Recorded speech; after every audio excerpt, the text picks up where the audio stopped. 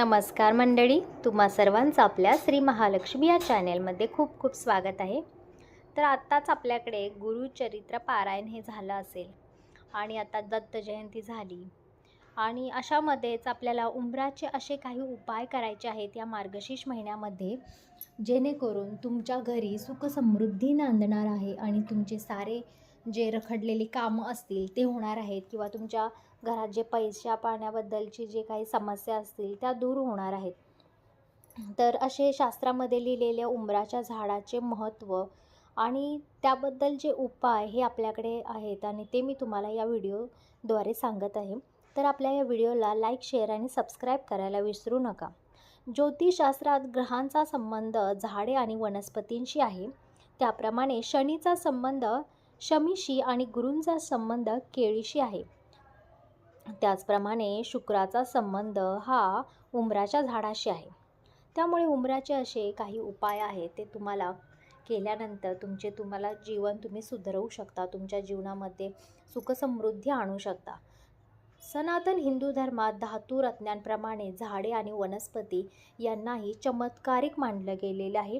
त्यामुळे पिंपळाचं झाड, तुळशीचं झाड, वड, शमी अशा अनेक झाडांना आणि वनस्पतींना पूजेसाठी स्थान दिलेले आहे। त्याप्रमाणे ग्रहांचा संबंध करण्यासाठी किंवा शुभ फळ मिळवण्यासाठी रत्न आणि धातू आपण धारण करत असतो। त्याचप्रमाणे हे झाडे आपण काही आपल्याला शुभ परिणाम आपल्यावरती करत असतात। त्यामुळे उंबराचा झाडामध्ये तर साक्षात श्री दत्तगुरूंचा वास आहे असं मानलं जातं। त्यामुळे या दत्तगुरूंची आपल्यावरती कृपा व्हावी यासाठी आपल्याला उंबराच्या झाडाचे असे उपाय करायचे आहेत। पण ते दत्त जयंती झाल्यानंतर तुम्हाला या मार्गशीर्ष महिन्यामध्येच हा उपाय करायचा आहे। तर तुमच्या दरवाजामध्ये तुम्हाला उंबराचं झाड असणं हे खूप शुभ लाभ देत असतं। तुमच्या घरामध्ये कोणतीही इडापिडा असू देत किंवा कोणी करणी केलेली असू दे, तुमच्या घराला नजर लागलेली असू दे, तुमच्या घरामध्ये खूप कलह आहेत, भांडणं आहेत, ह्यावर एकमेव मार्ग असा आहे की तो म्हणजे तुमच्या घराच्या अंगणामध्ये तुम्हाला एक उंबराचं झाड लावायचं आहे। जेवढी तुळस ही पवित्र असते आणि आपल्याला शुभ फळं देत असते, त्याचप्रमाणे उंबराचं झाड हे देखील आपल्याला तितकंच आपल्या जीवनामध्ये महत्त्वाचं आहे। आणि आपल्या घराच्या आजूबाजूला ते जर लावलं तर त्यामुळे आपल्या घरामध्ये सकारात्मकतेची ऊर्जा पसरत असते आणि त्यामुळे आपल्या घरामध्ये कोणी करणी केली असेल, कोणी काही केलं असेल, जादूटोणा केला असेल, तर हे सर्व नाहीसं होत असतं। त्यामुळे तुम्ही देखील तुमच्या आजूबाजूला घराच्या उंबराचं झाड नक्की लावा, त्यामुळे अगदी तुमच्या घरामध्ये भरभरून सुखसमृद्धी नांदत असते।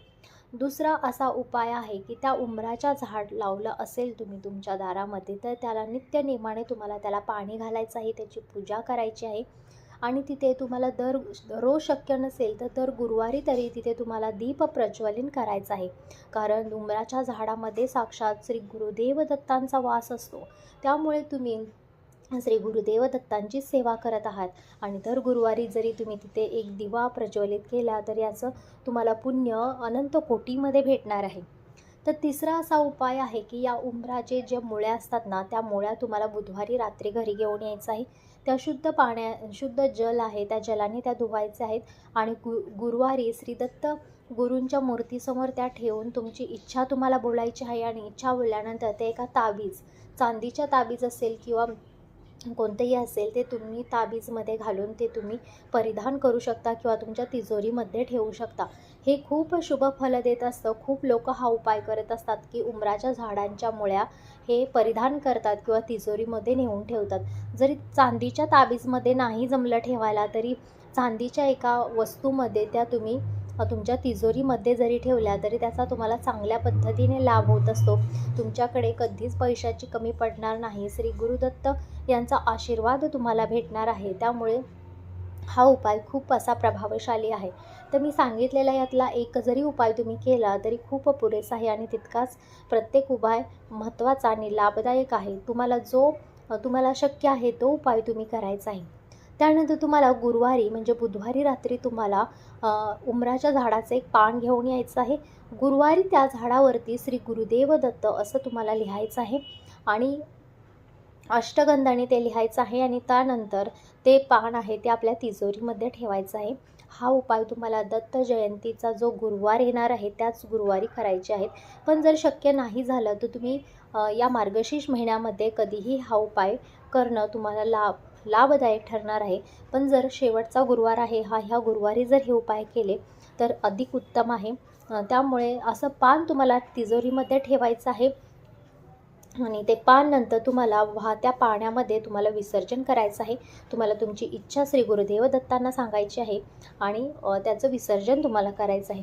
तर असे हे उपाय होते. यातील एक जरी उपाय तुम्ही केला तरी तुमच्याकडे कधीच धनाची कमी पडणार नाही, तुमच्यावरती कोणी करणीबाधा करणार नाही किंवा तुम्हाला कधीच नजर लागणार नाही. तुमच्या संपत्ती असेल, धनदौलतीला कधी नजर लागणार नाही आणि तुमच्या धनामध्ये सतत वाढ होत राहील. तुमचं धन कधी कमी होणार नाही.